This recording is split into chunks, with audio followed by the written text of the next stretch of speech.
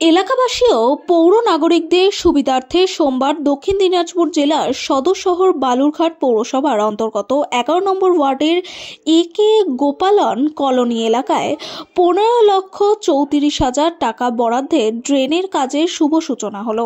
এই অনুষ্ঠানে উপস্থিত ছিলেন বালুরঘাট পৌরসভার পৌরাধ্যক্ষ অশোক মিত্র, পৌরাধ্যক্ষ পরিষদের সদস্য বিপুল কান্তি ঘোষ ও মহেশ পারক সহ পৌরসভার কর্মকর্তারা উপস্থিত ছিলেন। বালুরঘাট পৌরসভার এই ওয়ার্ডে ড্রেনের কাজে শুভ সূচনা হওয়ায় খুশি এলাকার মানুষজন সহ শহরের শুভবুদ্ধি সম্পন্ন মানুষরা। তারা কার্যত বালুরঘাট পৌরসভার চেয়ারম্যান অশোক মিত্র সহ রাজ্য সরকারকে ধন্যবাদ জানিয়েছেন। আজকে কিসের কাজের সূচনা করা হলো? আপনারা জানেন যে বালুরঘাট পৌরসভার পক্ষ থেকে অলরেডি আমরা বালুরঘাট শহরের যে 12টি ওয়ার্ডে বিএমএস প্রকল্পে আমাদের যে ড্রেনের কাজ, সেই ড্রেনের কাজের জন্য অলরেডি আমরা ওয়ার্ক অর্ডার দিয়ে দিয়েছি প্রায় 1,79,00,000 টাকার মতো। তো সেই কাজগুলোই ধারাবাহিকভাবে শুরু হয়েছে। এর আগে আপনারা দেখেছেন যে বেশ কয়েকটা ওয়ার্ডের কাজ অলরেডি শুরু হয়ে গেছে।